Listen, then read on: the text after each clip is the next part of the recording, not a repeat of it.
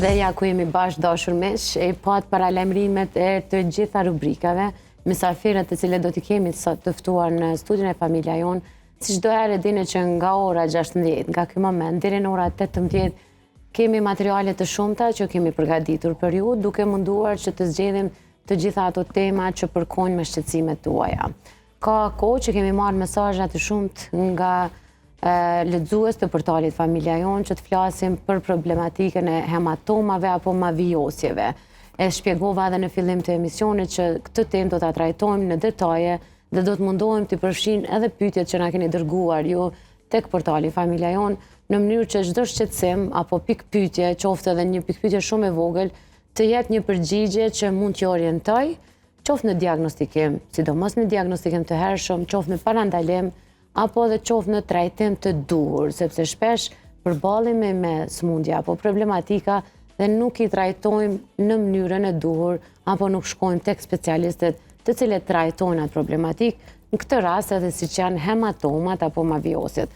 Natyrisht e përthash që këtë temë do ta trajtojmë me një prej mjekëve i cili çdo ditë të punës së tij ka pacient që edhe përballen me problematikë të tillë. Është doktor Adriatik Berisha, hematolog i cili tashmë në studio me mua. Mirë se erdhi doktor. Mirë se ju gjeta. Shumë kënaqësi me të pas studio. Kënaqësia ime jam qenë në emisionin tuaj edukativ. Faleminderit që informoni pacientat dhe i këshilloni dhe në aspekt shëndetësor. Po. Në një rol edukativ i emisionit, kështu që kënaqësi që jam këtë emision edukativ dhe po mënoj informues për pacientët. Unë thjesht e quaj shumë shpesh veten jam ai peri transmetimit të informacioneve nga burimet sigurta, sepse ku më mirë se një profesionist, një specialist që vjen dhe flet për këtë problematik dhe i kanë përgjigjen nga profesionisti. Unë e kam shumë të ndihshme këtë pjesën mos me lexu informacione në ChatGPT, në Google.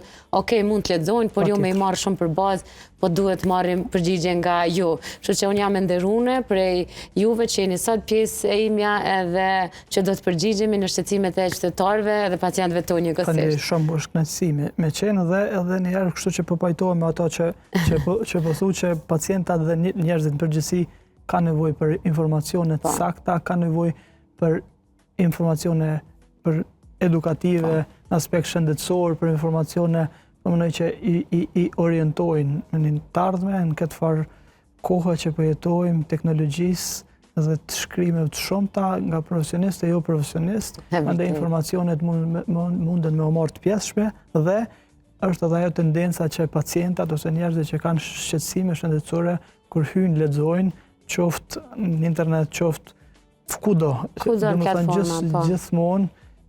gjithmonë fatkeqësisht informacionet më të këqija i të hekin dhe i marrin dhe sigurisht që ngarkohen dhe emocionalisht pa nevojë dhe domethënë mbi zotrani frikë ta derisa të takohen me profesionistin edhe derisa të sqarohen situata. Domethënë ka tendencë gjithmonë me shku më ka e keqja e pacientit që me lexu simptomat dhe sëmundjet më të këqija që lidhen me problematikë shëndetësore. Kështu që faleminderit shumë për ftesën dhe kënaqësi me qenë me ju. Po. Unë po e nisi këtë temë sepse është e përditshme. Shumë shpesh unë kam dëgjuar, unë jam e sigurt që ti e stërn dëgjon nga pacientët, zgjohemi mëngjes dhe thon ku ju vramore nuk pe di, po e pas na një mavijosje. Në popull i thonë qivet, mavijosje, hematom njihet në gjuhën e shëndetësisë. Nuk i kujtohet ku është lëndu, por thjesht i ka një 2-3 hematoma. Pse ndodhin këto, doktor Adriatik? Ndryshimet lëkur, po mënaj në formë hematomash, kështu mavijosjet që e përmendit që njerëzit në gjuhë popullore e kanë si në žargonin popullor, ndodhin për shkak mundet me qenë traumatike, po mundet me qenë edhe problemet e enëve të gjakut, dhe më në kemi një pilcitje, një qarje, një lëndim të enëve të gjakut dhe mandej një dalje të gjakut për enës gjakut dhe sigurisht që i përfshin indet për rreth dhe sigurisht që shkaktohet dhe ndryshimin lëkur. Hematomat është një term i gjanë, i ndryshimi e problematika shëndetësore. Nuk është që merret vetëm hematologjia me këtë problematikë varësisht prej burimit të hematomës, merren dhe specialitete dhe specializime të ndryshme dhe specialistë të ndryshme dhe fusha tjera brenda shëndetësisë, varësisht se ku është hematoma, për shkak se hematomat mund të qenë të brendshme, të qenë dhe hematoma subdurale brenda të trurit që më merren mjek specialist fusha caktume, mundën me qenë dhe sipërfaqësore dhe lëkurore, kështu që po mendoj është një problematik e shpeshtë, prek pacient shumë dhe është shqetësuese, sigurisht që një njeri që zgjohet mëngjes dhe shenja trupit pa ndaj prejardhje, pa ditë ndaj prejardhje se ka i kanë ardhur, po mendoj ndryshimet në lëkurë nuk është e këndshme, edhe sigurisht që dikush është pak më i nishëm edhe një farë frike dhe një farë pasigurie dhe po mendoj është një problematik e gjanë, mundet me ardhur për plot arsye. Për shembull, domethënë mundet me qenë traumatike, lëndim, që mundet me ardhur, mundet me qenë po kthejmë së fundi, po kthejmë ka aspekti hematologjik, që më takon më shumë me diskutu, por domethënë përveç traumatike mundet me ardhur si pasojë sëmundjeve tjera kronike, pak më trauma dhe pak më të lehta, po mendoj po du me qenë sa ma konkret me mos me friksu, po edhe mos me ngrit panik. Mos me ngrit panik, po edhe me qenë sa ma i kapshëm për ta. Po të lutna. Po sa ma i kapshëm për njerëzve që për shikues që na përcjellin. Dhe do me thonë në aspekt hematologjik, kur ka hematoma, ndryshime nëpër lëkurë, në formë hematomash, gjithmonë shikohet hemogrami mas pare. Hemogrami është pasqyra e gjakut me qenë korrekt, në pasqyrë gjakut, qoftë edhe është analiza ma thjeshtë e mundshme, një pasqyrë gjakut bëhet brenda pak sekondesh, brenda minute realizohet, në pasqyrë të gjakut shihen rruzat e kuqe, shihen rruzat e bardha të gjakut dhe shihen trombocitet. Trombocitet janë elemente që ndikojnë në trash, kushtimisht, në trashin e gjakut, që se njihet në popull. Dhe në hemogram, kur ka hematoma dhe ndryshime në lëkurë, gjithmonë përcillen trombocitet. Kur kemi ndonjëherë numër të ulur trombociteve, i vjen trombocitopeni, domethënë si term, mos i ngarku shumë me terme, dhe numri i ulur trombociteve mundet me shkaktu hematoma, për shkak se mundësia gjaku është më i holl në atë kuptimin me qenë më korrekt me. A mundet kjo me u shkaktu për shembull më shumë personave që përdorin holluz gjakun në terapitë e tyre? Te holluz të gjakut numri i trombociteve mundet me qenë në rregull, brenda normales, por mbi dozimin e holluz gjakut mundet me pas plasëritje dhe dalje gjakut prej enëve të gjakut, domethënë që është gjaku më i holl dhe pak një lëndim i vogël, është gjakderdhja është më e madhe, për shkak se është një mekanizëm që edhe kur lëndohet njëri, edhe kur prehet gishti, edhe kur ka, është një mekanizëm, një hemostas që i themi ne, që domethënë e rregullon domethënë daljen e gjakut, mos me pas pa kufi, por kur ka përdorim të holluzëve të gjakut, dhe mbi dozim përdoruzëve të gjakut, sigurisht që gjaku ndalet shumë më zor, dhe sigurisht që ka rrjedhje gjakut më shumë. Kështu që rrjedhimisht mundet me ardhur edhe hematomat për shkak të mbi dozimit me antikoagulant ose holluz gjakut. Por dhe ajo që e përmenda më herët, numri i ulur i trombociteve që mundet me qenë shkaktar të ndryshëm që mundin me shkaktu numrin e ulur të trombociteve, domethënë trombocitopenin, që disa janë idiopatik, që nuk dihet asnjëherë shkaktar, disa janë imun dhe disa munden me qenë prej faktorëve të ndryshëm, prej virusëve, prej intoksikimit dhe prej plot faktorë që mundin me shkaktu trombocitopeni, edhe ajo është situatë që ke trombocite më pak në qarkullim, është mundësia kur lëndohesh ose kur pëlqasin ende gjakut dhe gjakderdhja ndalet me zor, këtë rast dhe shkaktohen hematoma të ndryshme. Po e këta persona që kanë shpesh trombocite ose nivel të ulët të trombociteve dhe maviosit të herpashershme, a duhet të përcillen në mënyrë që mos të kenë këtë qoftë edhe një gjakderdhje prej hunëve, aty në është zor me u ndal pastaj? Realisht një pacient që vren hematoma dhe ndryshime në lëkurë, nuk janë vetëm hematomat, ne themi edhe petehje, janë po mendoj ndryshime në lëkurë në formë pikash, kuqe dhe ekimoza që janë pak më të mëdha dhe hematomat mandej. Pa ndaj arsye, sigurisht që një pacient duhet me u paraqit te hematologu. Jo kushtimisht, duhet me pas trombocite të ulta, jo kushtimisht, duhet me pas përdoruesi antikoagulant, për shkak se mund me pas dhe faktorë tjerë që çojnë në hematomë ose ndryshime në lëkurë. Por në momentin që paraqitet te hematologu, sigurisht që spari hematologu e bën përjashton aspektin hematologjik. Ç'është përjashtohet aspekti hematologjik? Do të punohet në pasqyrë gjakut, përveç një pasqyrës gjakut, punohen dhe analiza tjera shtesë. Cilat analiza tjera shtesë? punon dhe testet e hemostazës, ose hemostaza është si proces, dhe më thënë aty ku e vrejmë kohën, dhe më thënë kohën e gjakderit dhe se kohën e koagulimit, dhe më thënë të naljes gjakut kur ka lëndime. Pas edhe me u kthy te trombocitopenia që pyete, te numri i ulur i trombocitëve, mos të mes borx pacienta, kur ka trombocitopeni, numër të ulur trombocitëve, sigurisht ajo do në trajtim. Për shkak se numri i ulur i trombocitëve do të thotë rrezik permanent për me pas gjakderdhje. Gjakderdhjet mundën me qenë të jashtme, si në formë hematomash, por mundën me qenë edhe të brendshme, që është me rrezik të lartë. Domethënë, mundën me qenë prej trurit në sistem gastrointestinal dhe gjithkohë mundën me qenë. Kështu që është situatë serioze, por do në mjekim, varësisht prej numrit trombocitëve, varësisht prej manifestimit, varësisht prej klinikës të pacientit, varësisht prej numrit trombocitëve, varësisht prej plot faktor, indikohet dhe hospitalizimi, indikohet tani mandej stimulimi i prodhimit trombocitëve nga palsa, varësisht gjendjes shkaktari ajo, dhe bëhet mjekimi i këtyre pacientave. Po, ndërkohë këta pacientat të cilët kanë problemet e tilla, a mund ta marrim na që hematoma është një prej simptomave të para të një paralajmërimi të një smundje hematologjike? Për shembull, a mund të jetë diçka edhe me rrezik më të lartë? Po. Për shembull, po, jo kushtimisht gjithmonë, por mundet me qenë si shenjë e një smundje të caktuar hematologjike. Domethënë, paraqitja e hematomave t'jep një sinjal që me u hulumtu matutje. Ka ardhe mandej, thash prej ardhja mundet me qenë ndryshme. Mundet me qenë hematologjike, mundet me qenë edhe prej smundjeve trona hematologjike. Aty realisht kanë herë smundjet e rënda hematologjike, përfshirë dhe leukemin akute, që është një prej smundjeve më të rënda, jo vetëm hematologjike, por mundet me manifestu me numër të ulun trombocite fatkeqësisht dhe me hematoma, ndryshime lëkurë dhe me gjakderdhje, qoftë nga hunda, qoftë nga gingiva që i themi ne nga dhëmbët, nga pjesa gingivo ragji bjen gjakderdhje, domethënë dhe mirë është me u hulumtu, sigurisht që kur paraqiten hematoma pa arsye, do në më hulumtu. Patjetër. Por le ta marrin si sinjal të paktën. Si sinjal patjetër. Ndoshta s'është asgjë, po mund të jetë edhe deri në leukemi. Për shembull, në raste të rralla, por mirë është me hulumtu. Dhe menoj që është më e drejtë dhe më e udhës që kur ka ndryshime nëpër lëkurë, kur ka hematoma nëpër lëkurë, mas pari me u përjashtu aspekti hematologjik. Kur përjashtohet aspekti hematologjik, gjitha tjerat janë më të lehta dhe më të menaxhueshme.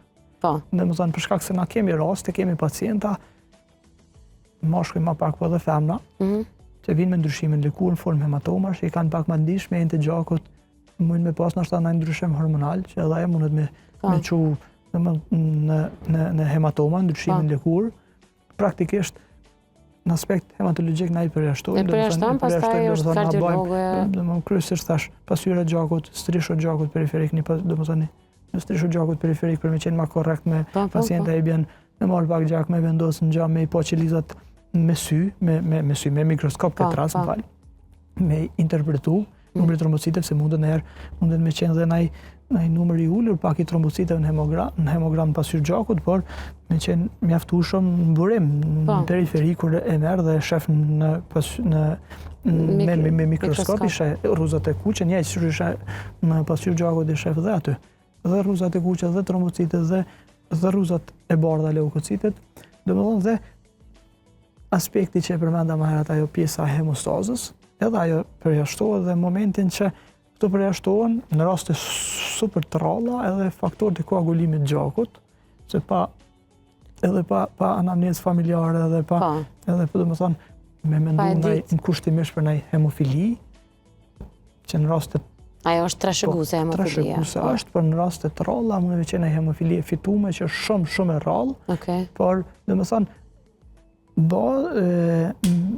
pacientat, njerëzit qytetarët me ndryshime nëpër lëkurë, formë hematomash, besoj që detyrimisht ish dashur me u paraqit për një vizitë kontrolluese me u përjashtu aspekti hematologjik, mandej kanalizohen dhe përcillen dhe ndrejtime tjera. Domethënë mundet me qenë dhe smundje tjera kronike që shkaktojnë probleme, po mundoj me ndryshime lëkurë. Me që përmende hemofilin që mos t'i mbesim borxh, se unë e thash që është trashëguese, po t'ja u shpjegojmë. Po për cilë, dhe më hemofilia A, hemofilia B është një një smundje e gjakut që për cilë, dhe më thënë varësisht prej kryqëzimit, dhe më recesive për cilën dhe më thënë është trashëgimi. Zavendësohen varësisht prej llojit hemofilis, zavendësohen dhe për cilën gjatë jetës me faktorë, për shembull, këtë rast faktori i 8 dhe 9, për shembull, kur është mungesë varësisht se cili është, kompenzohen. Faktorët ata kanë tendencë për gjakderët e gjatë jetës, kanë rrezik dhe në atë kuptimin për gjakderës mos më ul gjaku, por kompenzohen. Domethënë kur e heqin i dham, fatkeqësisht dhe kur bëjnë ndërhyjme dhe kur kanë lëndim, domethënë gjithmonë kompenzohet. Me faktorë, varësisht se cili lloj i hemofilisë dhe faktori është specifik për atë lloj dhe por ata mund të jetojnë normal. Po normalisht, po. Normalisht veç formometrona sigurisht që tash ka mjekime edhe treja. Dhe ma treja që sigurisht që shkenca për ditë promovon përditësohet dhe promovon ilaçe që më u letu jetën, për shkak se është një problematikë që i përcjell gjithë jetën, prej fëmijë dhe deri në pleqëri dhe domethënë do një kujdes të veçantë, është një farë një grup njerëzish që kanë nevojë për përkraje dhe sigurisht që po është më e rrallë si problema. Po më e rrallë. Sepse në shumicën e kohës po është edhe gjenetike, po tash e kuptova që edhe mund të fitohet ose krijohet. E rrallë, rastet rralla. Po. Në ndërkohë ka qenë koha e Covidit, doktor Adriati, kur e mësuam rëndësinë e vitaminave shumë. S'është që s'ja kemi ditë, po aty jemi fokusu. Sidomos vitaminën D, vitaminën C i marrim pak më korrekt. A mund të jetë mungesa e vitaminës C ose mbidozimi i vitaminës C një prej shkaktarëve të problematikave të ndryshme hematologjike, në këtë rast edhe hematomave? Po. Realisht organizmat tash në këtë jetë dinamike që e bëjmë, ka njëherë të mos pas mundësi me ushqy me rregull, me ushqy shëndetshëm, domethënë ngarkum, stresum, jetë e shpejt dhe mos me pas mundësi me marrë rrezë dielli mjaftueshëm. Në gjitha këto janë faktorë që na kanë vendosur prej Covidit dhe përpara, por prej Covidit dhe tutje edhe më e theksuar, ka qenë që një mungesa e vitaminash. Mungesa e vitaminash, domethënë vije si pasojë e plot problematika. Mundet të marrë si pasojë e mosmarrjes vitaminat mjaftueshme përmes ushqimit, në këtë rast përmes rrezëve diellit, siç është vitamina D ose tjetër, po mundet të marrë dhe për shkak keq ushqyerjes, mundet të marrë për shkak probleme specifike shëndetësore, që çojnë në varësisht sëmundje dhe malinje, që çojnë në ramje të imunitetit. Në këtë rast që specifikisht për vitaminën C dhe për vitaminën D dhe për vitamina tjera, domethënë me ramje të sistemit imunitar, mund me dalë dhe me pas dhe me qenë më i ndihshëm organizmi dhe kushtimisht me pas dhe ndryshime nëpër lëkurë, sigurisht që duhet me u kompenzua ato. Këtë rast jo vetëm vitaminat, por dhe hekur edhe elemente tjera të nevojshme për zhvillim normal të organizmit dhe për funksionim normal të organizmit, sigurisht që duhet me u kompenzu. Tashti, ndonjëherë ka nështë edhe kushte normale mbi dozim, nështë keq përdorim, ose pacientat ka njëherë i mbidozohen ose marrin vetë, dhe nëse devizë në shtetet evropiane dhe në Amerikë, në vende ndryshme ku kam qenë, për shembull, vitaminat shiten në markete, që praktikisht normal që rekomandimet nëpër ato vitamina janë që me marrë dozat minimale, sigurisht që i lajnë pak mangu ekspertat që, por shiten në markete, nuk duhet recete mjeku për me marrë vitamina, por menoj që vitamina ka nevojë organizmi me marrë, por edhe ato duhet me marrë me mas. Bidozimi duhet këtë gjatë me marrë dhe për me bidozu, por mirë është me përcjell, me përcjell të mjeku specifik, varësisht për çka i merr.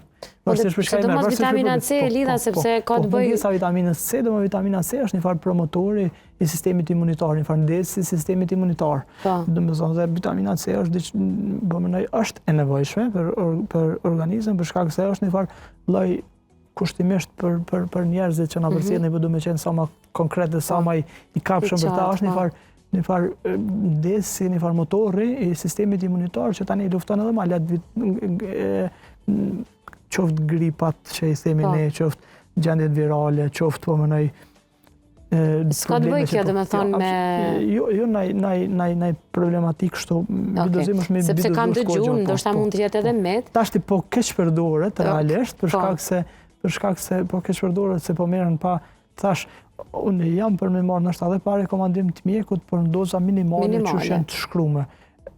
Jo, me u keq përdorë, nuk po du me qenë me t'inglu keq, po jo profesionista që s'janë profesionista që merren ndoshta me estetike që s'janë mjek keq, edhe që vitamin C që është me vitamin C, me hekur, që s'është e fushës tyne edhe që realisht mund me shkaktu dame. Edhe në apele kam për të gjithë ata që janë jo profesionist, mos me ngarku njerëzit me hekur venoz në sasi shumë të madhe për shkak se mundet me shkaktu reaksione alergjike të tmerrshme hekur i venoz. Dhe realisht menaxhimi mandej i reaksione alergjike është shumë i dëshëm. Sa është doza ditore që rekomandohet doktor Adriati ke hekurit? Varësisht prej gjendjes të organizmit, shkon me peshë me kilogram peshë trupore, por hekuri këtë rast varësisht sa humb hekur. Dhe më thënë, te mashkujt, kër kemi anemi për shkak mungesës të hekur, kemi hekur t'ullën, dhe më të më hullum tu gjithmonë shkaku ka shku gjaku, ka rrjedhë gjaku, gastrointestinale, zakonisht te mashkujt, se s'ka ose në smundje maline, te mashkujt. A te femnat është edhe prej ciklit menstrual, pak i zgjatën me qenë cikli, pak sasi më të madhe, mandej prania e miomave, cista të ndryshme, dhe më thënë, mujnë me shkaktu gjakderdhje, dhe më thënë me ullë vlerat e hekurit, dhe më thënë prej gjakderdhjes binë vlerat e hekurit, dhe kur binë vlerat e hekurit, normal që manifestohen me një lodhje të theksume, me një plagështit të theksume, me një humbje përqendrimi, me një kokëzimbje në veti, me një dopsim floksh, me dur të ftohta, me kam të ftohta, me ngërçe këmsh, dhe më ka me rrahje të zemrës pak më të shpejta, dhe më ka shumë simptoma që tani të bëjnë me menu që ke edhe smundje tjera shoqëruese. Kështu që është mirë me u kompenzu hekuri, por duhet me u ditë kur dhe sa me u kompenzu. Dhe kompenzimi shkon gjatë, qysh është dhe humbja e rezervave të hekurit, por sigurisht që me mos. Dhe më thënë hekuri venoz i bet atëherë kur argjohen mundësit me u kompenzu përmes rrugëve orale. Dhe më thënë, për shkak se mundet me japë reaksionet alergjike jashtëzakonisht fuqishme. Dhe kur e mendojmë këto po ipen nëpër shtëpia. Po, edhe ato kur ipen nëpër jo institucione, gjithmonë pacienta që duhet me ju rekomandu hekur venoz, gjithmonë ja u rekomandoj që dozat e para të hekurit venoz me i marrë në qendra mjekësisë familjare ose në spitale për shkak një reaksionit mundshëm. Absolutisht është gabim me marrë terapi venoze specifike të shtëpia.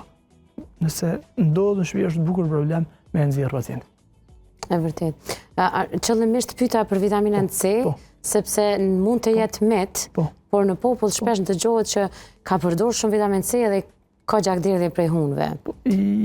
Jo, zakonisht kur ka gjakderdhje prej hunë, kapilarët në hunë janë pak më ndishëm. Janë pak më të hollë dhe potencialisht huna është e predispozume me pas ka pak dhe mbetje kur po thon pluhën për shkak se është kontakti i parë me ajrin dhe me ambientin e jashtëm. Dhe janë qimet ato që e mbrojnë nështë dhe prej mikrobeve dhe fluorit. Dhe domethënë në ato raste kur i përmendëm për numër të ulun trombocite ose edhe pa numër të ulun trombocite me i pas një problem vaskular, problem me në gjakut, me qenë pak më të dopta të gjakut, ka plasëritje dhe tani ka gjakderdhje prej hunës. Rekomandohet varësisht, derisa gjendja shkaktare, me marr vitaminë C përkundrazi me të kuptimin me stimulu me nalt gjakderdhjen, domethënë është e kundërta, domethënë me merr vitaminë C si preventiv. Si lloj nuk është adekuate për shkak se ka barna specifike që ndikojnë në nalje gjakderdhjes, sikur që është acidi tranexaminik, por edhe vitamina C është një ndihmues i kësaj gjendje. Menaxhimit të kësaj gjendje.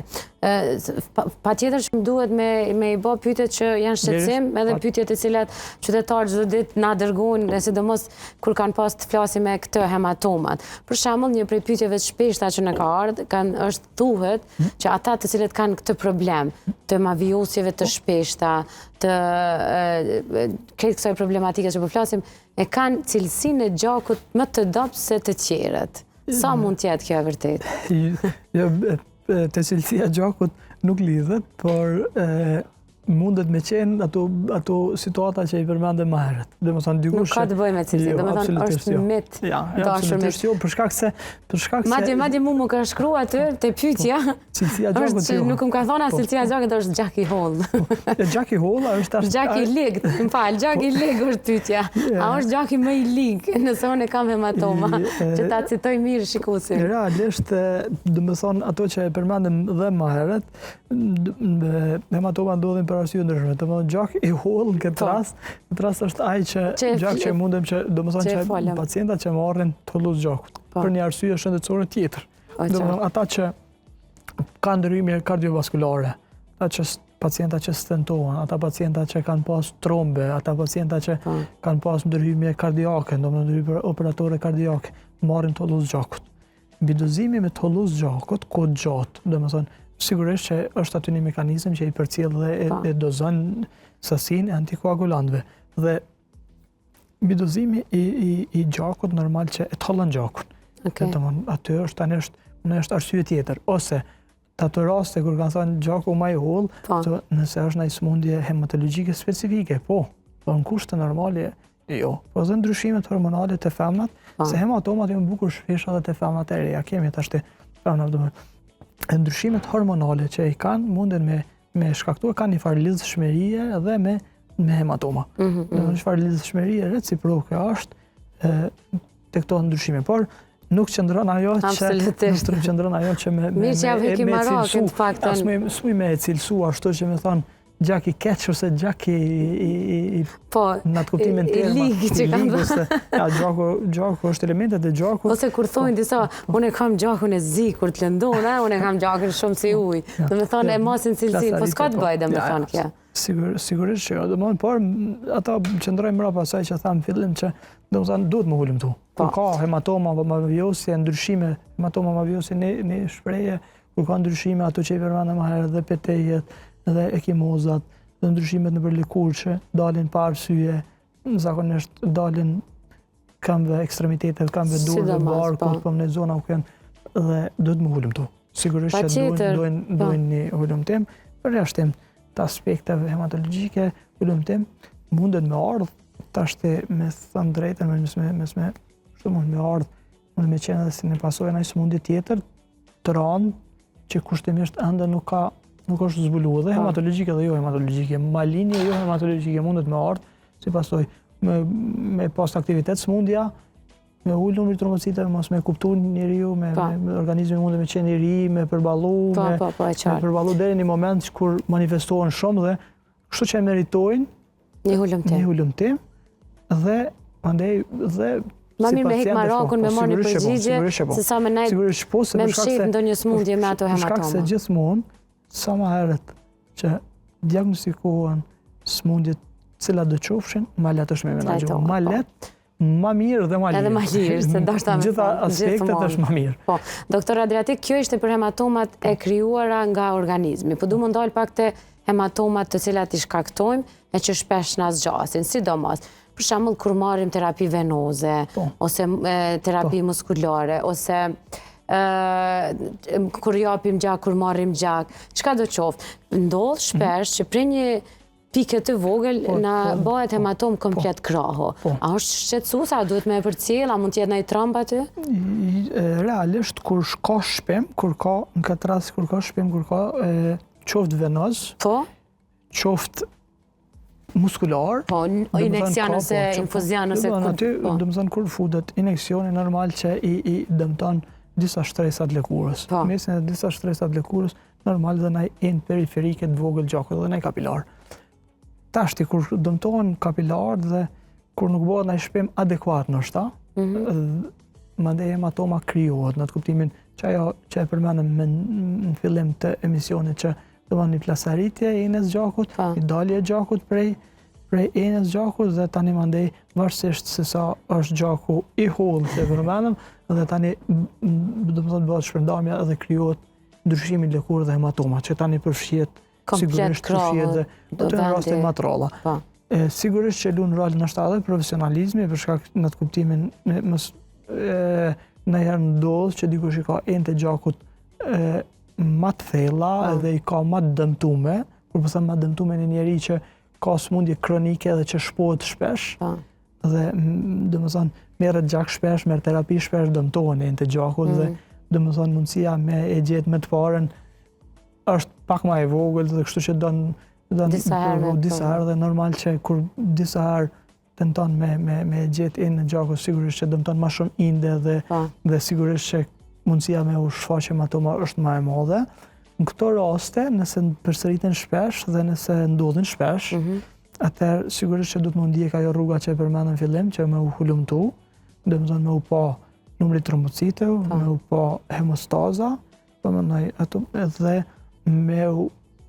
me pa që nuk ka burim, nuk është burim i problemit, nuk është hematologjik këtë rast, ose në atë rastin e hemostazës nuk është bidozim me të hulluz gjakut. Dhe me thonë, varësisht se na kryesisht çka bisedum ma shumë ka aspekte hematologjike, nuk doshta me u fut në hematoma. Prandaj edhe të kam këtu. Sigurisht, nuk doshta me u fut në hematoma që janë subdurale dhe që janë të trunit dhe të ka hematoma të ndryshme, ka grashtat zona që kanë hematom në mitër, dhe me thonë ka, por në përflasim nga pjesa hematologjike. Aspektit hematologjik, ato që ka ju interesojnë, që ka besojnë një numër i madhë, njerëzit që përballën me to që me qenë informues dhe me qenë korrekt me ta dhe me marrë informacione dura. Kështu që dëmtimi, thash, i indeve dhe i muskujve mundet me shkaktu, varësisht dhe që ka nërë ka dhe barna specifike,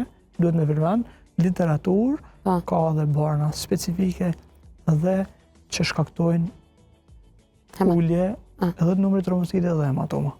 Shemull diklofenaku, ju në gjitha rastet, se përduret shumë që intramuskular, të trombocitopenit, të numri ullje trombocit, asë njerë nuk i bet, për shkak se ka një tendencë me ullë trombocitet dhe me shkaktu dhe më krullin trombocitet dhe shkaktohen hematomat. Dhe më thonë, është një lidhshmëri dhe me barna dhe kështu që pacienta që përsëritin shpesh të problematika duhet me u hulumtu. Po këta pacienta që kanë nivel të ullë të trombociteve ose hematoma, po edhe nëse s'kanë hematoma, kanë vazhdimisht, a mund të dhurojnë gjak? Realisht ta dojnë mjeku. Nuk dojnë qatë gjendje? Dojnë mjeku, sigurisht që qatë gjendje dojnë mjeku, për shkak se është një situatë relativisht, mos them relativisht, po është e rrezikshme. Situatë e rrezikshme, numër të ullë të trombocitet, thash, sa janë mundësit me pas gjakderë dhe t'jashme, janë mundësit me pas gjakderë dhe menshme që mujnë me rreziku jetën pacientit. Sigurisht që ato dojnë trajtim dinjitëz, me hulumtu dhe me u trajtu në aspekt hematologjik. Mandej, dhurimi gjakut është procedur tjetër. Sigurisht që si rekomandohet atyne që kanë trombocite të ulta. Numër të ulta trombocite. Nëse këta pacient që kanë trombocite të ulta, por s'kanë hematoma, se po flasim tash edhe me që i kemi prik, a ka ndonjë simptom tjetër që mund ta identifikojnë për me gjetë që kanë trombocite të ulta, sepse edhe nëse nuk trajtohet, mund të shkojë keq pastaj. Realisht trombocitopenit mandej ndahen në disa grupe. Edhe për ka preardhja trombocitopenive, kush është shkaktari, edhe është një ndamje pak ma e rrallë edhe për shkak në atë kuptimin sa të randojnë trombocitopenit me numër trombocite. Trombocitopenit e leta, që mund me qenë kronike, që mund me qenë një numër solidi trombocite, dhe më 100.000 është numëri trombocite dhe që janë 80 qërse, 70 qërse që është kronike dhe që nuk manifeston ndryshime lëkurore dhe që për cilën vitet gjata dhe nuk marrin terapi adekuate dhe nuk është gjetë diçka drejtim tyre dhe nuk shkakton as klinikisht ndryshimet e pacientat, do mund më u përcjell dhe nuk është shumë problematike, nuk është shqetësuese, por trombocitopenit e thella domethënë thash për kanumrit trombocitë mandej ndahen. Trombocitopeni lehta dhe tranda, dy grupe më të mëdha muj me i do, ashtu ka disa klasifikime janë trombocitopeni. Për shkak numrit dhe kur janë shumë të theksuar trombocitopenit, sigurisht që japin manifestime. Japin manifestime gjakderët e pijunës, gjakderët e prej gingiva, dhamë tash kur pastrohen dhamë, gjakderët e pak më të theksuar se gjakderët e prej dhamë kur pastrohen me qenë pastrues pak më mund me qenë lëndim i vogël për nalë gjaku. Mund me qenë ndryshime thash lëkurore, hematoma, domethënë ato manifestohen. Domethënë është pamundur pa u manifestuar një trombocitopeni e thellë, e theksuar pa ndryshime, për shkak se gjaku është më i hollë në këtë rast dhe përcasin kapilarët e gjakut dhe dalin, domethënë gjaku jashtë enëve të gjakut dhe shkakton që ato që i përmendëm në petekjet, ekimozat, ndryshimet në lëkurë që janë në formë pika shkushë, mandej hematoma, ndryshimet e mëdha, domethënë që marrin ngjyrë, shkojnë duke u mbyll, ashtu. Ka mundësi që edhe varet prej laboratorit dhe vlerave referente që laboratorit përdorin, po sa është një vlerë normale që duhet të jenë trombocite? Trombocite duhet me qenë mini qenë. Mini qenë? Mini qenë, është një normë, mini qenë, na i shofim dhe ato nëse kthehemi në aspektin hematologjik specifik të fushës, në strishët gjakut periferik, domethënë ato ku i shohim me mikroskop, dhe në qenë prezente në fusha caktuar, apo në secilën fushë me qenë prezente numër solid të trombocitëve. Domethënë mbi 100, në këtë rast në hemogram, mbi 100 është numër normal i trombocitëve. Okej. Domethënë poshtë 100, mandej është i trombocitopeni i lehtë varësisht tani mandej.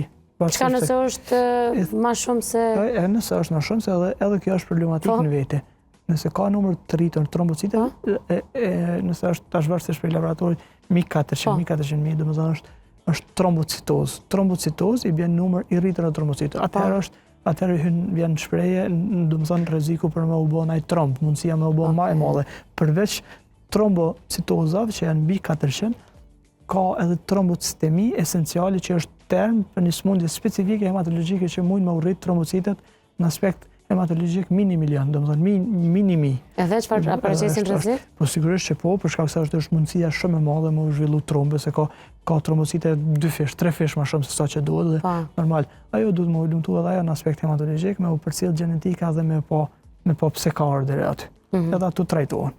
Prandaj edhe duhet, unë gjithmonë tham që çdo 6 muaj ti bëjmë analiza bazë që ka bazë, jo vetëm për trombocite, po edhe një hemogram i thjeshtë, domethënë që bëjmë me gisht nëse nuk ka bëj mirë një hemogram mund të na tregoj ose orientoj në shumë problematika në këtë rast. Një pyetje tjetër që na ka ardhur shumë shpesh është jam anemie, prandaj ma vjosen shumë. A ka të bëj? Realisht anemi i bjen në zvogluar i rruzave të kuqe, këtë rast hemoglobinës dhe hematokritit. Varësisht prej llojit të anemisë, varësisht prej llojit të anemisë do bëhet dhe kompenzimi i anemisë. Por përderisa një pacient ka një anemi të theksuar dhe trombociti ka në rregull, kushte normale nuk ish dashur të manifestuar me lëkurë, ndryshime lëkurore. Domethënë ish dashur me u kompenzua anemia, por nuk ka, përderisa numri trombocitëve është në rregull, nuk ka të bëj direkt me anemi. Po sigurisht që një paciente që ka anemi theksuar dhe ka ndryshime në lëkurë, sigurisht që do të më hulumtu. Më hulumtu në aspekt dhe sëmundje tjera hematologjike. Me u mendu, me u përjashtu sëmundjet malinje hematologjike. Domethënë, ose edhe malinje tjera. Domethënë, për shkak një anemie theksuar që shoqërohet me manifestime lëkurore, me hematoma, gjakderë të ndryshme, sigurisht që do të më hulumtu. Absolutisht. Sidomos sepse jemi edhe në minutat e fundit të bisedës, por me që e përmendëm anemin dhe ju përgjigjëm këtij shikuesi për respekt që mos ta lëm anash, pavarësisht që s'po dalim prej fushës, sepse jemi aty, doktor Adriatiku si specialist i sëmundjeve të gjakut, domethënë e fol edhe e njeh shumë mirë edhe këtë pjesë, po a mendon që është rrit numri i personave anemik?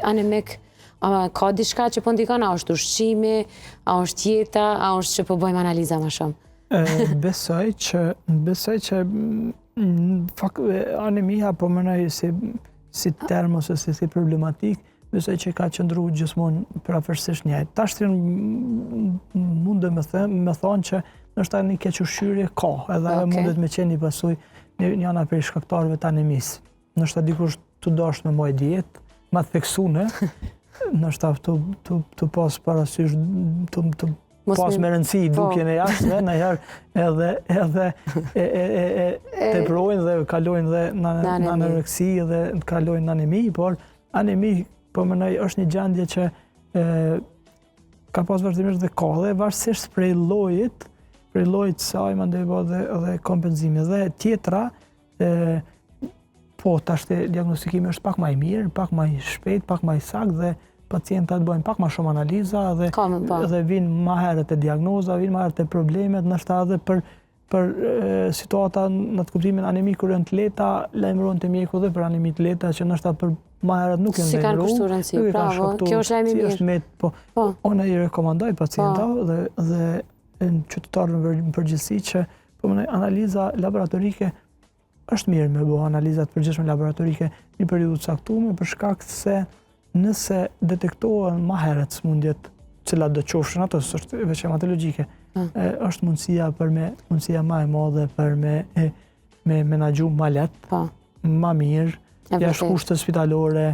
Domethënë është sigurisht që preventiva gjithmonë është më e mirë dhe më e lirë dhe në të aspekte se sa trajtimi spitalor. Sidomos i vanshëm. Mendoj që Ministria e Shëndetësisë dhe mekanizmë dhe institucionet përgjegjëse dhe Instituti Shëndetit Publik dhe gjithat më japin rekomandime më të shpesha në atë kuptimin me u përcjell pacientat me bëni një check-up më të shpesh dhe me një farë rregulle që i ndjekin domethënë to rekomandime. Po, edhe një pyetje të fundit e kam për këta personat që kanë trombocit probleme apo numër nivelet më të ulët të trombocitëve, çfarë ushqime rekomandon ti pacientave të tu në këtë rast? Çfarë duhet me konsumu që me përfitu pak edhe prej ushqimeve përveç medikamenteve? Realisht, ushqime nuk është që është ndaj faktor kyç ose që ndihmon shumë në të trombocitet. Të anemia ndikon, për shkak se nëse është për shkak mungesës hekurit, ushqimet e pasura me hekur ose për shkak mungesës vitaminës B12 dhe ushqimet e pasura abdomen, varësisht prej llojit anemisë mundet me ndiku pak më shumë, por të trombocitet nuk ka ndonjë ushqim specifik që mundet me ndiku në rritjen e tyre. Pacientat me trombocite të ulta, me trombocitopeni, dojnë mjekim specifik. Domethënë varësisht prej problemit ka linja trajtimi shkencore, po në protokole veçanta që fillojnë prej ilaçeve në këtë rast që e stimulojnë palcën me prodhu trombocite pak më shumë dhe varësisht prej shkaktarit trombocitopenisë dhe mjekimi i shkaktarit nëse gjinet shkaktari në këtë rast dhe mandej ka linja të disa linja të trajtimit varësisht domethënë protokole që përcillen prej të pare deri tek më ekstremi që ndonjëherë s'është me vërmend për pacient ose në raste ekstreme të rralla deri te ajo që palca prodhon mjaftuar shumë trombocite, por shpret ka i shkatran dhe duhet me u heq shpret ka krejt. Është splenektomi, i bjen me largu shpretkën, kjo është një prej forma më të rralla dhe prej protokolleve që përcillet domethënë harxhohen mundësi tjera trajtime dhe nëse rrezikon pacientit jetën vjen deri te ajo. Ajo është e fundit. Domethënë ka linja trajtimi prej kortikosteroidëve deri te agjentet biologjike e me radhë që ndikojnë imunoglobulinat e fëmijët dhe që ndikojnë në stimulim të palcës dhe stimulim të rritjes numrit trombociteve dhe rregullim të saj. A mund të mes ose të planifikoj një shtatzani një gru me trombocite të ulta apo duhet fillimisht trajtor? Realisht te shtatzanat ka trombocitopeni shpesh. Te nuset shtatzana, te femra shtatzana mund me pas për shkak dhe mund me qenë plot faktor. Ndoshta edhe pak rrëmje sistemi imunitar, ndoshta pak edhe prej shtatzanisë dhe domethënë ato mund me u mjeku dhe gjatë shtatzanisë. Domethënë por në femrën që ka një trombocitopeni theksume, një numër shumë të ulur trombociteve, sigurisht që mas pari duhet me u mjeku. Për shkak se duhet me mendu që ato të fundit në ato që duhet me lind ose duhet me pas një lindje me prerje cesariane ose nëse është pak më e komplikuar.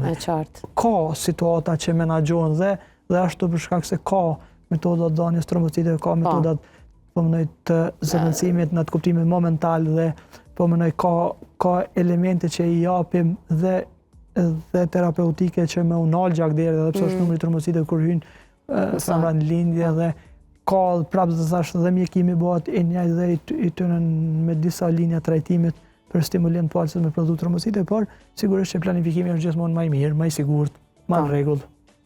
Pa dyshim, po prapë se prapë e mirës në planifikimin familjar, se cili qef duhet me i pas check-upin. Edhe baba, edhe nana në këtë rast, sepse më mendu pak edhe për smundjet e trashëgume, të cilat edhe bartit edhe të tjerat. Doktor Adriatiku, unë pata shumë kënaqësi që të pata, unë shpresoj shumë që të kem prapë, sepse kemi shumë tema që mund të flasim sa i përket hematologjisë. Besoj që ka shumë që ka më folë për hematologji, për shkak se smundjet e gjakut janë të shpeshta, dhe smundjet e gjakut janë prej atyre që janë të lehta dhe atyre ma ekstremisht shumë të rënda që pacientat përballen dhe ka nevojë më informu. Drejt, faleminderit shumë për ftesën, kënaqësi është e imja që isha në emisionin tuaj edukativ dhe informues dhe kënaqësi që jam edhe në televizionin tuaj. Faleminderit shumë. Shumë faleminderit. Dashur miq, siç e dini, gjithmonë mundohemi të përgjigjemi në hallet tuaja. Unë shpresoj që të gjitha pyetjeve tuaja që i kemi mbledh e i kemi marrë ato më të ngjashmet, i keni marrë përgjigjen edhe kur edhe sa duhet të shqetësohemi për një hematom të pazakonshme që na shfaqet në trupin tonë, për informacione shtesë, për konsulta, për çdo gjë tjetër, doktor Adriatikun e gjeni edhe në rrjetet e tij sociale, edhe në QQK, edhe në kudo tjetër ku e kërkoni, po besoj që përgjigjet e tij profesionale në bazë të anamnezës suaj, në bazë të analizave mund të jenë edhe më të përshtatshme individuale me secilin. Kjo ishte informacion më i përgjithshëm. Ndërkohë do të ndrojmë komplet temë në këtë pjesë të dytë, do të shkojmë bashkë në shkollën finlandeze. Nxënësat e kësaj shkolle kanë qenë në një vizitë disa ditë në Londër. Gazetarja jonë Bubulina Peni dhe kameramani prej Karaçi kanë qenë atje për të na sjellë informacione rreth kësaj vizite, rreth misionet e saj dhe çdo gjë tjetër që ata fëmijë kanë sjellë me vete nga Londra.